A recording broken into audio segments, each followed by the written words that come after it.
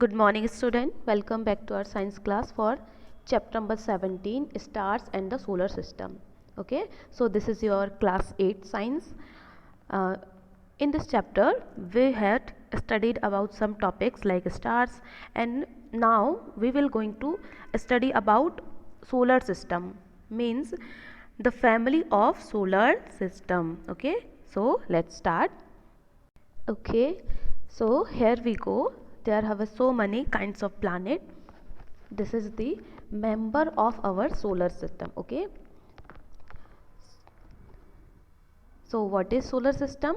The sun and the celestial body which revolve around it to form the solar system. तो क्या कह रहे हैं यहाँ पर? Sun and celestial body which revolve means जो सन के चारों तरफ जो है उसके अराउंड में जो है वो घूमते रहते हैं, है ना, तो रिवॉल्व होते रहते हैं। तो ये जो है एक कंप्लीट सोलर सिस्टम जो है अपना फॉर्म करते हैं, ठीक।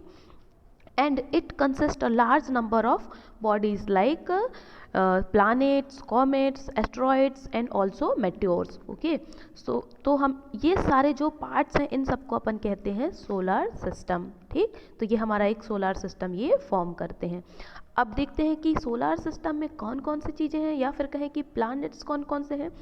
तो in our solar system there have a 8 planet and what is that 8 planet? Their name is Mercury. What name is? Mercury, Venus, Earth, Mars, Jupiter, Saturn, Uranus and last one is Neptune. Okay, तो ये हमारे total जो solar system है उसके ये 8 members हैं, ठीक। और बाकी जो बाद में आते हैं वो आते हैं आपके एस्ट्रॉइड्स, मेट्योर्स और कॉमेट्स, ठीक। तो इसको हम जो है वन बाय वन डिस्कस करेंगे, ठीक है। तो चलो हम स्टार्ट करते हैं कि हमारा सोलर सिस्टम जो है उसके प्लैनेट्स कौन कौन से हैं और उनको उनका निकनेम क्या है ना, जो उनके निकनेम से अपन जानते हैं, जो कि जिस निकनेम से वो पॉपुलर हैं और उस नेम से ही अपन उनको जानते हैं, ठीक। तो चलिए शुरू करते हैं। तो सबसे पहले हमारा सन, ठीक है। तो जिसको अपन कहते हैं, जैसे हमारे फैमिली में हेड ऑफ द फैमिली होते हैं ना, वैसे ही जो सन है इस सोलर सिस्टम का हेड ऑफ द मेंबर है, ठीक। तो चलो देखते हैं इसमें क्या कह रहा है यहाँ पर सन के बारे में। The sun is the nearest star from us. तो सन जो है हमसे बहुत पास में होने वाला ये स्टार है, मतलब ये हमारे बहुत ही नज़दीक में ये रहता है, ठीक है। And it is continuously emitting huge amount of heat and light, and the sun is the source of almost all energy on the earth. In fact, the sun is the main source of heat and light for all the planets.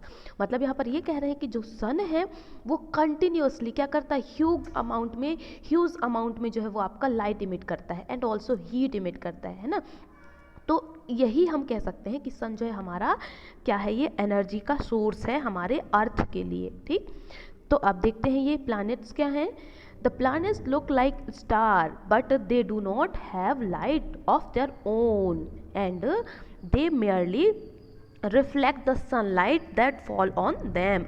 मतलब जितने भी जो planet हैं उनके पास उनकी खुद की light नहीं है, बल्कि वो सनलाइट के रिफ्लेक्शन के साथ ही वो अपनी लाइट इमिट करते हैं, ठीक है।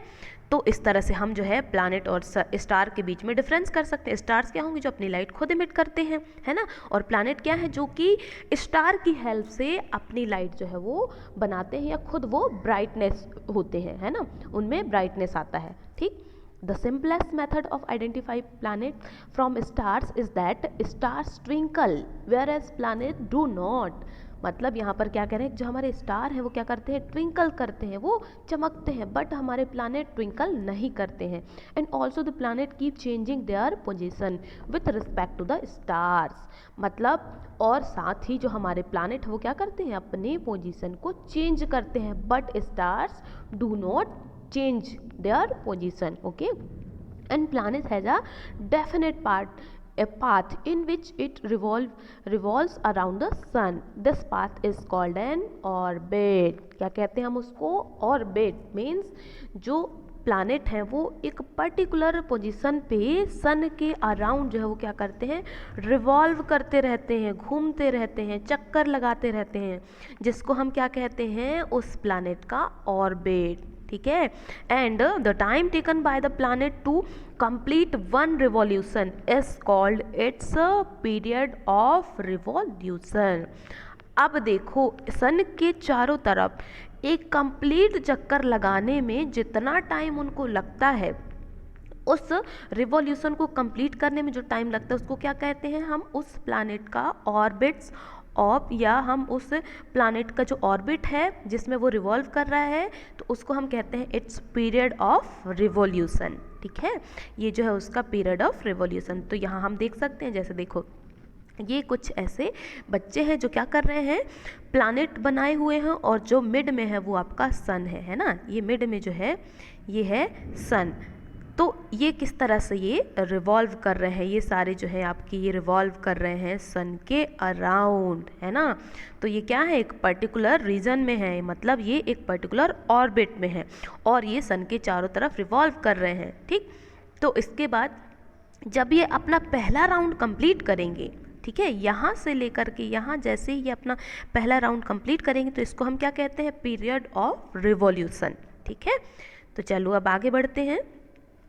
नेक्स्ट यहाँ पर क्या कह रहा है कि ये सारे जो हैं सब एक दूसरे के यहाँ पर क्या है, इनका जो है एक पर्टिकुलर ऑर्बिट है सभी के लिए। ठीक है, तो इस तरह से ये रिवॉल्व करते रहते हैं। एंड यहाँ पर क्या कह रहे हैं कि कुछ कुछ ऐसे प्लैनेट्स हैं, है ना, जिनके क्या है, some planets are known to have a moon satellite revolving around them, any celestial body revolving around another celestial body is called its satellite.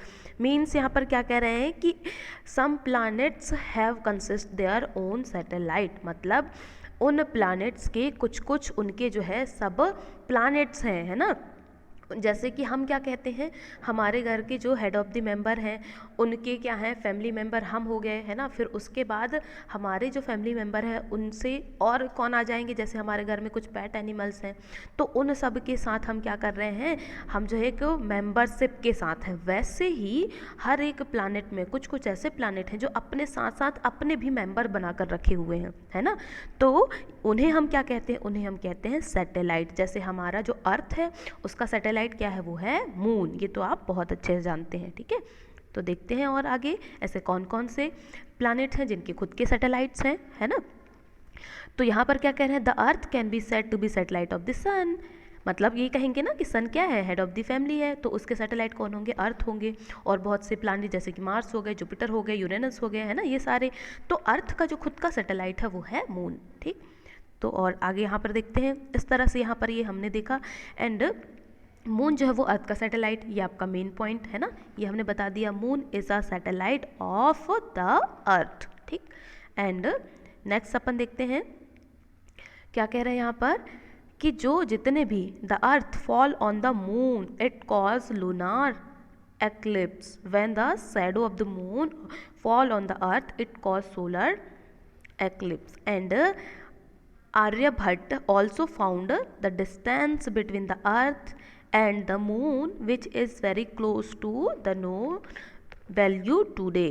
मतलब यहाँ पर जो आर्यभट्ट ने सबसे पहले बताया था कि जो मून और जो अर्थ है उसके बीच में डिस्टेंस जो है वो बहुत ही कम है, या कहें कि उनके बीच में डिस्टेंस कम है, और उनकी वजह से जो है ये सोलर एक्लिप्स यानी कि सोलर सिस्टम में जो थोड़ी बहुत जो प्रॉब्लम्स होते हैं, जैसे कि एक्लिप्स यानी कि हम ये कहें कि जो क्या कहते हैं अपन ये बोलते हैं ना कि उसमें जो है सूर्य ग्रहण लगने वाला है, चंद्र ग्रहण लगने वाला है, ऐसा बोलते हैं, वही कंडीशन यहाँ पर बनती है। ठीक है, इस डिस्टेंस की वजह से। ठीक, तो अब यहाँ देखते हैं नेक्स्ट क्या कह रहे हैं यहाँ। देखो अब ये तो हमने बात कर ली किसकी, सोलर सिस्टम के डिफरेंट मेंबर्स की, है ना। मतलब हमने सिर्फ अभी एक ही मेंबर की बात की है इसमें, जो अर्थ है, कि अर्थ आपका क्या है और प्लैनेट्स क्या होते हैं और अर्थ के सैटेलाइट के बारे में। तो हम सारे जितने भी जो सैटेलाइट जितने भी प्लैनेट हैं उनकी हम वन बाय वन हम बात करेंगे। ठीक है, कि क्या होता है ये। चलो तो देखते हैं यहाँ सबसे पहले है मरकरी, जिसको अपन क्या कहते हैं, बुध, है ना। तो मरकरी क्या है, जो मरकरी है सन का सबसे नियरेस्ट प्लैनेट है, और ये क्या है, ये स्मॉलेस्ट प्लैनेट है हमारे पूरे सोलर सिस्टम का। ठीक है, तो इस वजह से मरकरी क्या है, सबसे क्लोज है और सबसे छोटा है, इस वजह से इसको ऑब्जर्व करना थोड़ा डिफ़िकल्ट होता है। And it can be observe just before sunrise, इसको हम कब ऑब्जर्व कर सकते हैं, सनराइज से जस्ट पहले, and after sunset near the horizon, मतलब जो होरिजॉन लाइन है उसके पास हम इसको ऑब्जर्व कर सकते हैं। ठीक है, अब एक और इम्पॉर्टेंट बात ये है कि मरकरी जो है इसका कोई भी सैटेलाइट नहीं है। ठीक है, ठीक, तो ये हमें पता चल गया कि मरकरी एक ऐसा सोलर सिस्टम का प्लैनेट है जिसके पास उसका खुद का सैटेलाइट नहीं है। ठीक, और ये सबसे नियरेस्ट प्लैनेट है। अब देखते हैं अपन नेक्स्ट वीनस, जिसको अपन कहते हैं शुक्र। तो Venus is the earth nearest planet. अब वीनस किसका नियरेस्ट प्लैनेट है? ये अर्थ का नियरेस्ट प्लैनेट है। ठीक है, and it is the brightest planet in the night sky.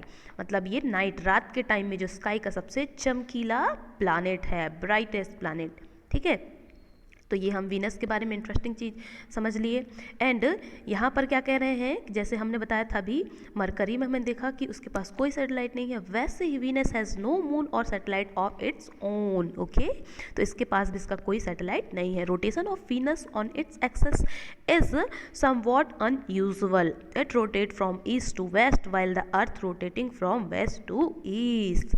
मतलब ये क्या बात है भाई, यहाँ ये है कि अर्थ जो है वो रोटेट करता है कहाँ से? From west to east, but जो वीनस है इसके जस्ट अपोजिट डायरेक्शन में ये जो है आपका रोटेट करेगा। कहाँ से? From east to west. ठीक, तो ये हमने दो इंटरेस्टिंग चीज़ें ये वीनस के बारे में हम समझ गए। और एक और इम्पॉर्टेंट बात की, जो वीनस है स्काई का सबसे चमकीला तारा है, इस वजह से इसको क्या कहते हैं?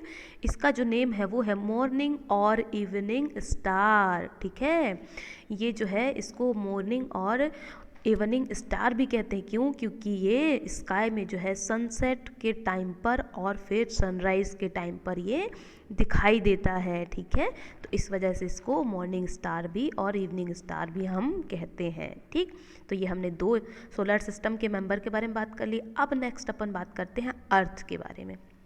ठीक है, जिसको अपन कहते हैं पृथ्वी। ठीक, तो ये है पृथ्वी।